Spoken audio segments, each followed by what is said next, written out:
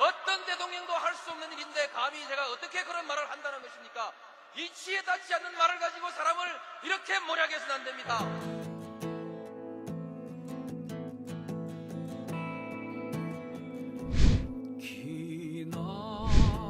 기나긴 밤이었거든 압제의 밤이었거든 사랑이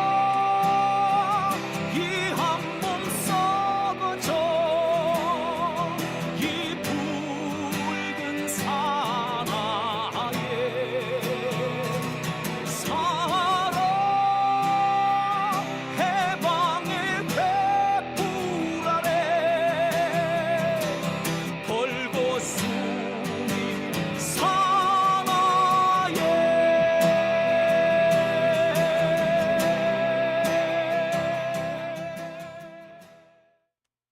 네, 오밤중의 뉴스 함께하고 계신 지금 시각 12시 48분을 지나고 있습니다. 자, 쿨피님 들어오셨네요. 이나영님 들어오셨고요. 예, 박정희님도 오셨네요. 갈길이 멀다님도 오셨고요. 샛별하나님, 성삼님, 수막새님, 에라이님 오셨습니다. 자, 세금 내기 싫어진다! 갈길이 멀다님 하셨네요. 이나영님 수사해야 된다고 하셨고요. 조지 소로스님, 국민 세금으로 돈 봉투나 뿌리고, 어휴, 예. 돈 봉투 얘기 조금 더 할게요. 요즘은 아닙니다만, 제가 처음 기자 생활 시작할 때는요, 특활비로 기자들한테도 돈 봉투 많이 뿌렸어요. 근데 기자들 중에 그 돈 봉투 뿌리는 거를 점점 거부하거나 대놓고 공개적으로 까는 기자들이 생기면서 기자들한테 더 이상 안 주게 됐어요. 그러니까 옛날에 우리 선배들은 정말 많이 받았던 거지. 공개적으로 준 적도 있어요. 기자들 앞에서, 다른 기자들 앞에서. 특활비. 자, 그럼 네 번째 순서 들어갑니다. 자, 네 번째 순서는요. 성격상 조금 진정을 하고 해야 되겠습니다. 고인을 2번 죽이는 검찰의 언론 플레이입니다.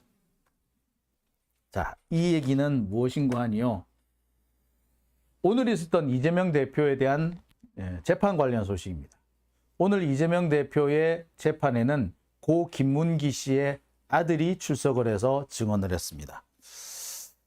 올해 몇 살이나 됐는지 잘 모르겠는데 일단 보겠습니다. 이재명 대표의 재판은 오늘 재판은 선거법 관련 재판입니다. 저는 이 재판을 김문기 모른다 사건이라고 명하고 있죠. 이재명 대표가 김문기 모른다라는 말을 했다는 이유로 선거법 위반으로 재판을 받고 있는 겁니다. 안다 모른다는 것은 주관적 인식의 문제이기 때문에 그 사람의 머릿속을 꺼내보지 않는 이상 이것이 사실인지 거짓인지 구분할 수가 없습니다. 그 사람의 마음속, 그 사람의 머릿속을 열어보겠다는 재판이 바로 이 재판입니다. 어처구니가 없는 재판이죠. 도대체 민주국가에서 있을 수 없는 재판인 겁니다. 거짓말 탐지기도 증거로 쓸 수 없는 이 마당에 이 사람이 거짓말을 했는지 안다 모른다? 어떻게 다른 사람이 알 수가 있습니까? 자, 그런데 오늘 김문기 씨의 아들이 증인으로 출석했습니다. 저는 이 얘기를 듣고 되게 황당했어요. 김문기 씨가 하고 김문기 씨의 아들하고 같은 직장에서 일을 한 게 아니지 않습니까? 여러분의 자녀들이 학교에서 누구랑 친한지, 누구랑 아는지 일일이 다 아십니까? 자, 모르잖아요. 아들이 아버지의 직장 업무를 알고 있다? 그걸 어떻게 다 압니까? 어떻게 알아요? 단편적으로 들어서 그런갑다 할 수 있을지는 몰라도 알 수 있는 건 아니잖아요. 설령 안다고 해도 그걸 신빙성이 있다고 보기는 어렵지 않나요? 자, 더군다나 이 부정확한 진술을 가지고 다른 사람의 머릿속을 판별하겠다? 보겠습니다. 그래서 애시당초에 이 증언 자체가 무리했다고 생각해요. 솔직히 말하자면 판사가 이 증언을 받아들여서는 안 된다고 생각했어요. 잘랐어야 했어요. 증언을 한다고 해서 또 그 증거로 쓸 수 있는 게 없어요. 모르는데 어떻게 알아? 지가 직장을 나와봤어. 아빠 직장을 같이 다녀봤어. 어떻게 알아? 지가 몰라. 아니 안 그렇습니까, 여러분? 김문기 씨 아들을 증언석에 세운 거는요, 검찰이 언론 플레이를 하기 위해서 무리수를 둔 거예요. 오로지 언론 플레이용이었던 겁니다. 증거로 쓸 수 있는 내용은 없어요, 애시당초. 뭘 할 수가 있는데? 지가 뭘 아는데?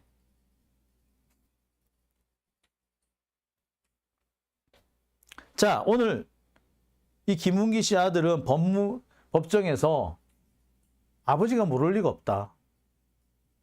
아버지가 방에 들어가서 전화를 받길래 누군데 전화를 방에 들어가서 받아? 성남시장 이렇게 말했다. 아버지가 낚시간 얘기를 했다. 이재명하고 낚시간 얘기했다. 골프 친 얘기했다. 이거 뭐 마치 그거 아닙니까? 유동규가 정진상한테 돈을 줬다더라. 카더라 아니에요. 카더라. 전문 증거예요. 전부 다. 모를 리 없다? 지 생각이지. 이게 법정에서 증거가 됩니까? 증거 안 돼요.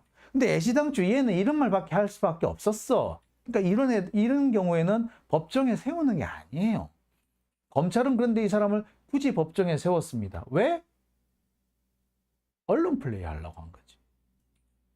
판사가 이런 거는 걸러내줬어요, 정상이.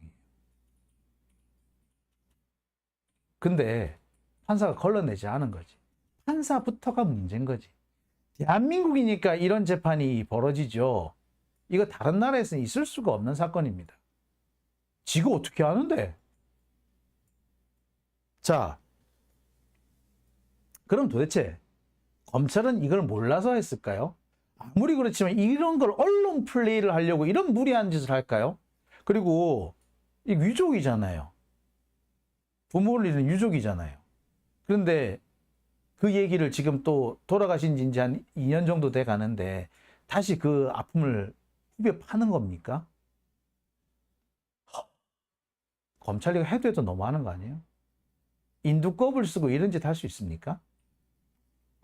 솔직히 검찰 지들이 괴롭혀서 돌아가신 분이잖아. 이재명이 괴롭혔어요? 검찰이 괴롭힌 거 아니야?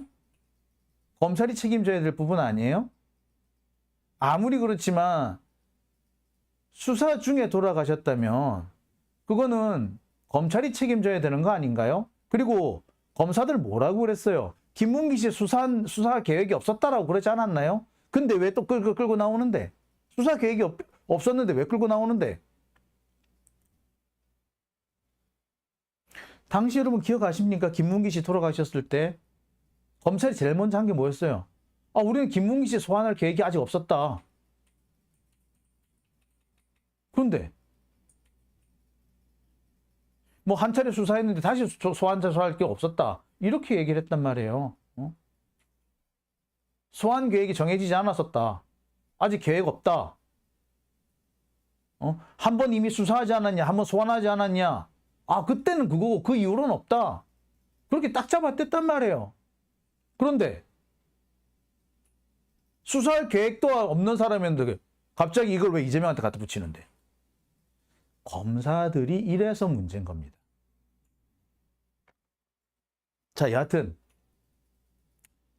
뭐 얘기 옆으로 좀 세고 있는데요. 부친의 업무를 아들이 안다? 부친이 상급자하고 얼마나 친한지, 부친의 상급자가 부친하고 우리 아버지가 누구랑 친한지 안 친한지 안다? 글쎄요, 저는 이해가 잘 안 가는데요. 자,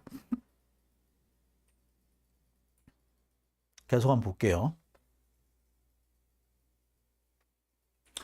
검찰이 이렇게 무리하게 이 김문기 씨 유족을 끄집어낸 이유가 사실 있습니다. 왜냐하면은 이번 사건, 김문기 모른다 선거법 위반 사건 이 건은요.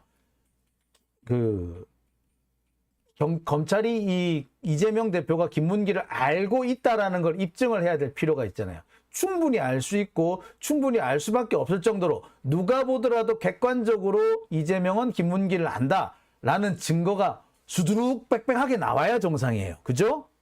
그런데 그동안 검찰이 김문기를 이재명이 잘 알고 있을 것이다라고 내세웠던 증거가 몇 개 있는데 그 증거가 법정에서 깨졌습니다. 어떻게 깨졌느냐? 지금까지 검찰이 김문기를 잘 아는 증거로 골프를 같이 쳤다.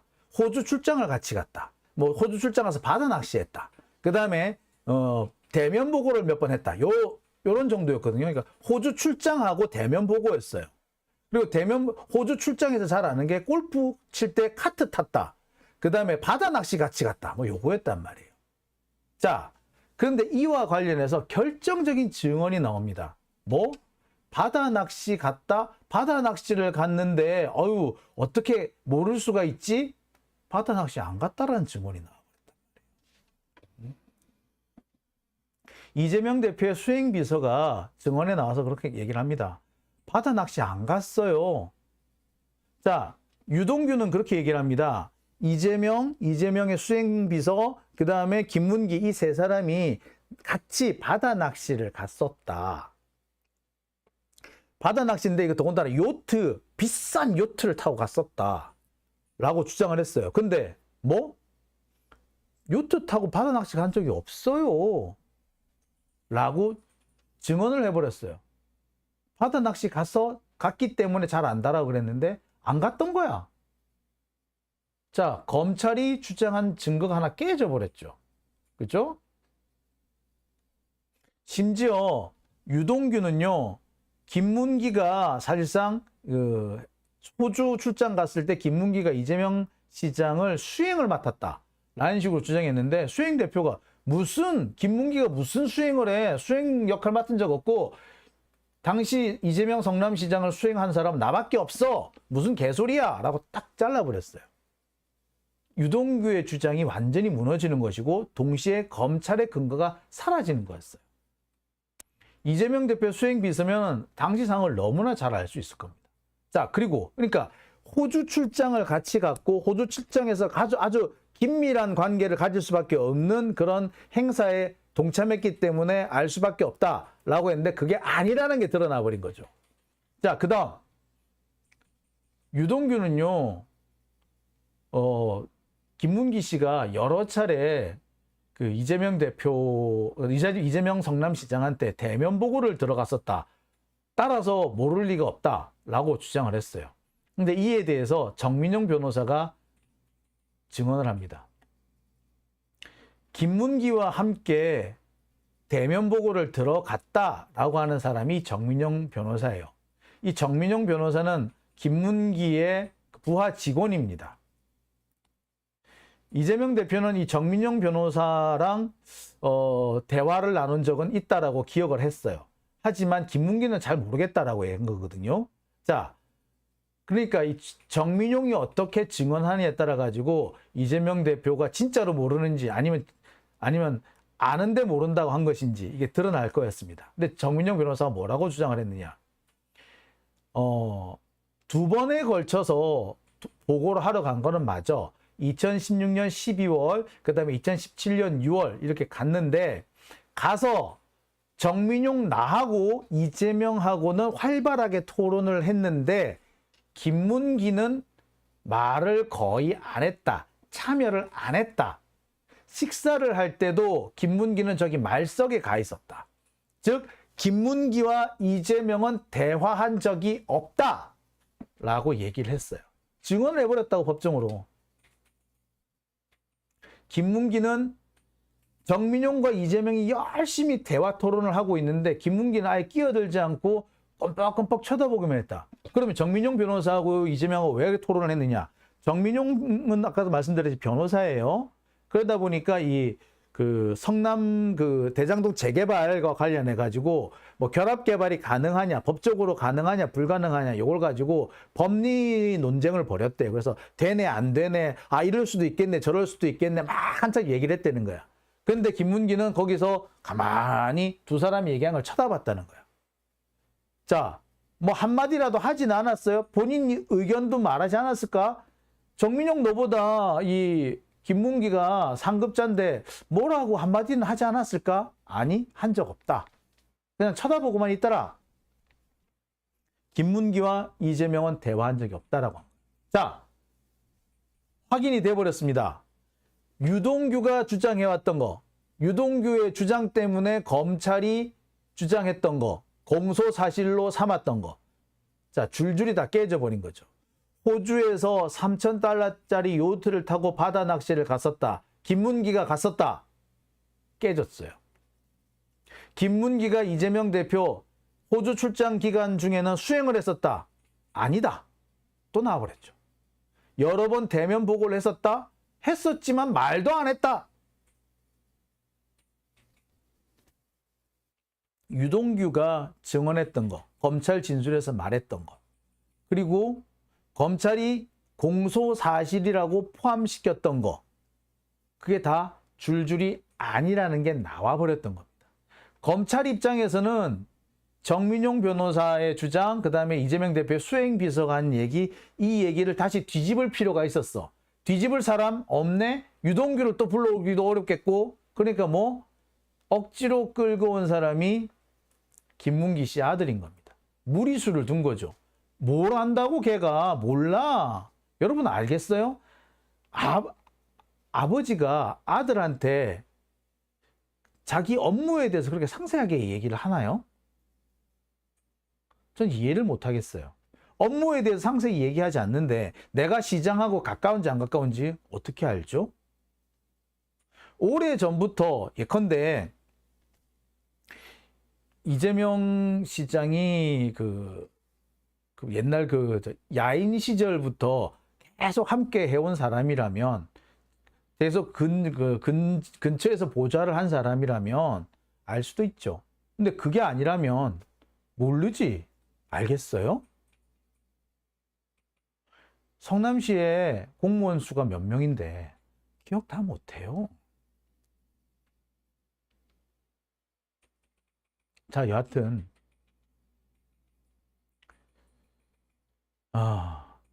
뭐 다 좋아요. 뭐 기억한다 치고. 근데 적어도 아들이 아버지의 업무, 아버지가 어떤 상사랑 친한지, 그 상사가 우리 아버지를 잘 아는지, 아니 우리 아버지가, 돌아가신 우리 아버지가 어떤 분한테 보고를 했는지는 알 수 있다 쳐. 하지만 그 상사가 우리 아버지를 잘 기억하고 잘 알고 있는지는 몰라. 그건 또 다른 문제잖아요. 근데 그걸 아들을 불러와가지고 물어본다고? 말이 안 되는 거 아닙니까? 자, 애시당초 무리한 거예요. 있을 수 없는 거였어요. 여러 번 말씀드립니다만 판사가 잘랐어야 했어. 그런데 검찰은 굳이 데리고 온 겁니다. 그 이유는 오로지 자신들의 언론 플레이를 위한 거죠. 사실관계를 알 수 있는 사람이 아니에요. 그리고 아버지가 이재명하고 전화를 여러 번 했다. 그 이재명하고 전화 받을 때 방에 들어가서 하더라. 그랬으면 전화 통화 기록이 남았겠네. 이거는 증언이 필요한 게 아니라 통화 기록이 얘기를 해주는 거잖아요. 필요가 없어요. 증거로도 못 쓰는 거야. 통화 기록이 안 남았는데 저 누구한테 전화가 왔었다는 얘기를 어떻게 알아? 몰라요. 그 증명이 안 돼요. 근데 이거는 뭐에 쓸 수 있다? 언론 플레이는 쓸 수 있지. 왜? 우리나라 언론은 그냥 갖다 주는 대로, 떠먹여 주는 대로 꼬박꼬박 그게 똥인지 된장인지 모르고 퍼먹거든. 상식적으로 정상적인 기자 같으면 아버지가 전화통화하는 목소리를 내용을 들었다. 그러면 전화통화 기록은 나와야 될 거 아니야. 그러면은 김문기하고 이재명 사이에 통화 기록이 남아있느냐, 통화 기록이 있느냐 확인했겠네. 없잖아. 확인해서 기사 써야 되는 거 아닌가요? 자, 어쨌거나 언론이 그런 확인을 안 하기 때문에 검찰은 이런 식의 언론 플레이, 도저히 사실관계를 알 수 없는 사람이 자기 뇌피셜만 열심히 버티려도 상관없게끔 만든 거예요. 그리고 고인의 유족이잖아요. 공격을 할 수가 없어. 이재명 측에서 이 유족을 공격할 수 있겠어요? 못하는 거야. 그러니까 검찰로서는 자기가 원하는 대로 판을 깔 수가 있는 거지. 언론 플레이 할 수 있는 거지. 그래서 이 사람을 불러온 거예요. 야비한 거죠. 돌아가신 분의 유족을 이용한 거죠. 그런데 저는 솔직히 이 김문기 씨 유족도 좀 답답해요. 김문기 씨가 이재명 때문에 죽은 것 같아요? 아니요. 검찰이 죽인 겁니다.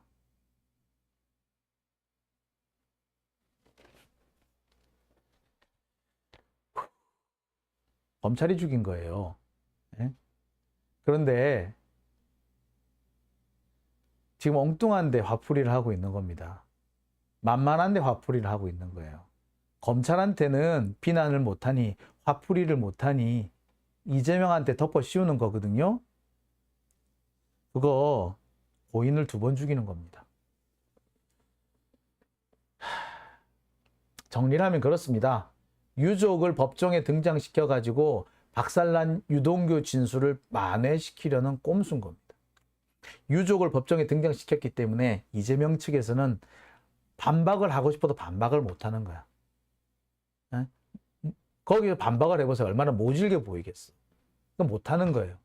그걸 악용을 해서 검찰은 언론 플레이를 한 겁니다. 정말 야비한 놈이죠. 인간도 아닌 겁니다. 이게 검사입니다. 이게 검찰이에요. 지들의 정치적 목적을 위해서는 수단과 방법을 가리지 않는 것들이 검찰입니다. 이래서 검찰은 해체해야 하는 겁니다.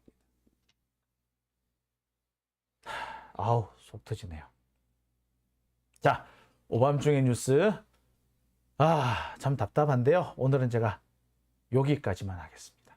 벌써 1시 10분이 됐네요. 아유, 이 밤늦은 시간